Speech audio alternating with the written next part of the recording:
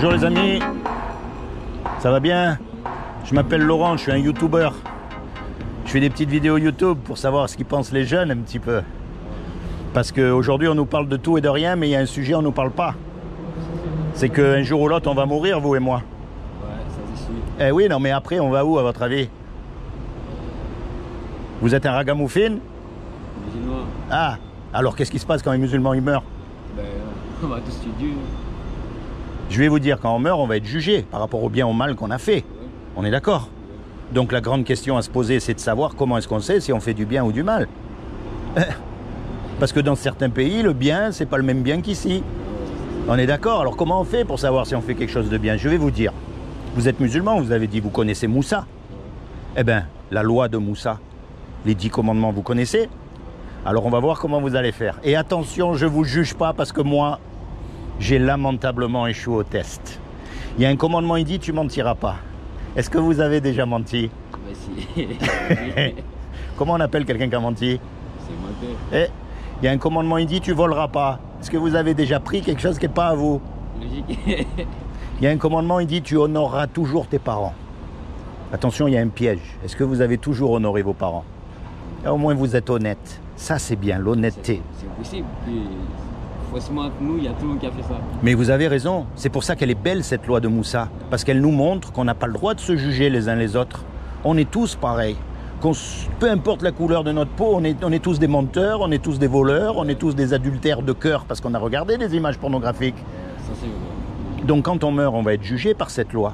Et le problème, c'est que si Dieu nous juge par rapport à la loi, on va être coupable. Ouais, pas tous. Et on ne peut pas l'acheter, Dieu. Hein. On ne peut pas mettre une enveloppe dessous, on peut rien faire. Et si Dieu nous condamne, c'est l'enfer pour l'éternité. Et ça, c'est terrible. Parce que c'est un endroit où il y a des regrets, où il y a des grincements de dents, où personne ne veut y aller, on est d'accord? Alors comment faire? Parce que ça, c'est ce qu'on mérite tous. Vous avez remarqué un petit garçon? On n'est pas obligé à lui apprendre à faire des bêtises. Hein? Il sait faire les bêtises tout seul. C'est pas vrai? Depuis qu'on est né, on est dans les bêtises. Alors je vais vous dire, comme Dieu, il a trouvé aucun homme de parfait sur la terre. Aucun. Ni le pape, ni l'imam, ni aucun homme, aucune religion n'est parfait. On a tous failli la loi et on mérite tous l'enfer.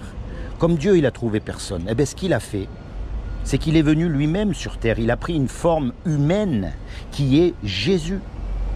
Et il a dit, quiconque croit que Jésus est le Fils de Dieu et qu'il est ressuscité des morts, il aura la vie éternelle à mes côtés. Mais là, je sais ce que vous pensez. Dieu, il ne peut pas avoir de fils. Et c'est vrai ce que vous dites.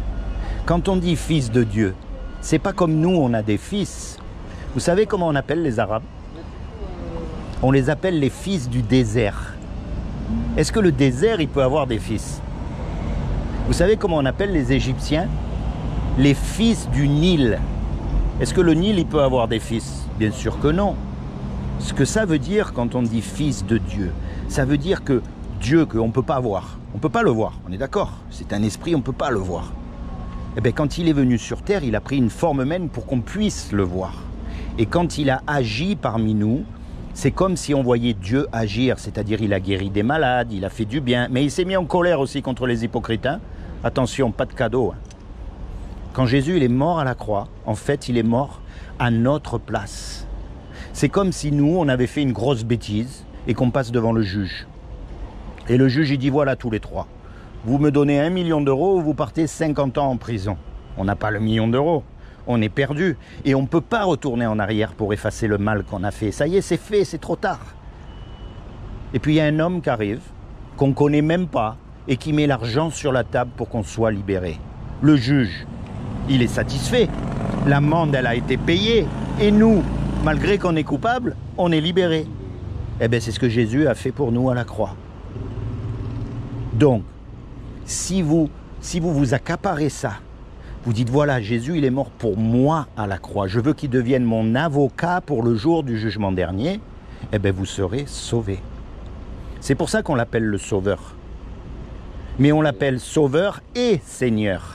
Pourquoi Sauveur et Seigneur? Sauveur parce que c'est le parachute que vous devez mettre quand vous sautez de l'avion. D'accord? Voilà, vous avez une sécurité.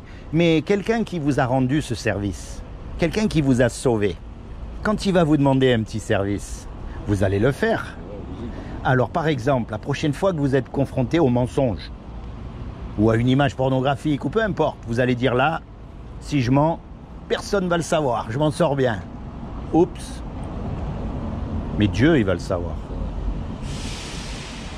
Et Dieu, il a envoyé son fils pour mourir à ma place. Gratuitement, j'ai rien à faire. Il m'offre le paradis. Je ne peux pas lui faire ça, je ne peux pas le trahir. Ça serait comme si je lui crachais à la figure. Donc, je choisis de ne pas mentir, tant pis combien ça va me coûter. Voyez? Et ça, c'est la vraie marche chrétienne. C'est pas d'aller dans une église le dimanche chanter Alléluia et le mardi on a oublié qu'on a chanté et on continue à se conduire comme tout le monde. Dans les mosquées c'est pareil, hein, c'est pas vrai. Il y en a beaucoup, ils vont le vendredi soir, mais le mardi vous vous imaginerez jamais que ce soit des musulmans. C'est pas vrai ce que je dis? Il n'y a rien de pire que l'hypocrisie religieuse. Et je peux le prouver. Dieu n'est pas religieux. Vous savez pourquoi? La religion c'est quoi? C'est des hommes qui se sont autoproclamés représentants de Dieu sur terre pour dominer sur les autres hommes. D'accord? Et si vous avez remarqué une chose, ils font tous pareil, ils prient tous à la même heure, ils pensent tous pareil, et si vous n'êtes pas d'accord avec eux, ils vous chassent, ils vous regardent de travers, ils vous jugent, et il y en a même, ils vous tuent. Ça, c'est la religion. Mais, je vais vous dire une chose, vous êtes unique, il n'y en a qu'un comme vous. Vous vous rendez compte que depuis que tous les hommes, ils existent, il n'y en a jamais eu deux pareils? Même les jumeaux, ils ne sont pas pareils. Eh bien ça montre quoi? Que Dieu ne nous a pas fait des robots qui pensent tous pareil. Il nous a fait uniques. Donc il veut une relation unique avec vous. Parce que vous avez subi des injustices que moi je n'ai pas subies. Et vice-versa. Vous avez eu des joies aussi que je n'ai pas eues et vice-versa. On a chacun une vie. Même avec votre ami là, vous n'avez pas la même vie. Chaque homme a une vie particulière. Eh bien ce que Dieu veut, c'est s'inviter dans votre vie, dans votre cœur. Pour vous protéger, pour vous guider, plus que tout pour vous sauver du jour du jugement dernier. Alors les frères, moi ce que je vous encourage, prenez pas pour argent comptant ce que je vous ai dit, mais quand vous êtes tout seul, pas comme les hypocrites devant tout le monde, quand vous êtes tout seul, c'est là que vous commencez à parler à Dieu, à poser ces questions au fond de votre cœur. Vous dites voilà, moi je suis musulman, je veux savoir où est-ce que je vais quand je vais mourir. Révèle-toi dans mon cœur. Je veux vraiment savoir. Je sais que je ne suis pas parfait. Je sais que si je meurs demain, je vais devoir rendre des comptes. Et puis bon, je ne suis pas bien placé. Hein. C'est vrai ou c'est pas vrai? Mais il faut commencer maintenant, les amis. Parce qu'on ne sait pas quand on meurt. On peut partir dans 5 minutes. C'est comment votre prénom? Solari. Soulari? Solari. Solari. Et vous? Mohamed. Mohamed. Mohamed et Solari, soyez bénis tous les deux. Je demande au Seigneur qu'il vous bénisse, qu'il vous accorde le désir de votre cœur à tous les deux, d'accord? Qui vous permette de rentrer dans votre destinée éternelle. Sois béni, Mohamed. Sois béni, toi et toute ta famille. Ok. Souman. Allez, Souman, je vais continuer ma route. Merci. Merci beaucoup. Pense à ce que je t'ai dit. Allez. D'accord? Parce que toi-même, tu sais qu'il y a quelque chose qui ne va pas. Tu vois bien dans le monde. Regarde, non mais c'est pas vrai. Tout le monde est religieux. Mais alors le monde, il devrait tourner autrement. Mais tu sais que ce soit musulman ou catholique, c'est pareil, hein, c'est la même pagaille. Hein. Regarde, on est dans un pays qui se dit chrétien, on est d'accord?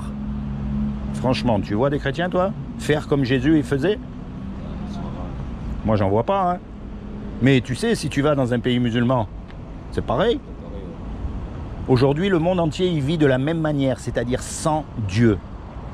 Et toi, tu peux avoir Dieu dans ton cœur. Même si tu gardes tes loques, c'est pas un problème. Parce que Dieu, il regarde à ton cœur, plus que tout. Et il regarde surtout si tu as fait le bon choix de choisir Jésus comme ton sauveur. Souviens-toi de ce que je t'ai dit. Tiens, en souvenir, je vais te laisser ça. Ici, c'est un petit résumé de ce que j'ai dit. D'accord? Sois béni, mon ami, sois béni. Hein? Allez, bonne journée. Il y a un séjour.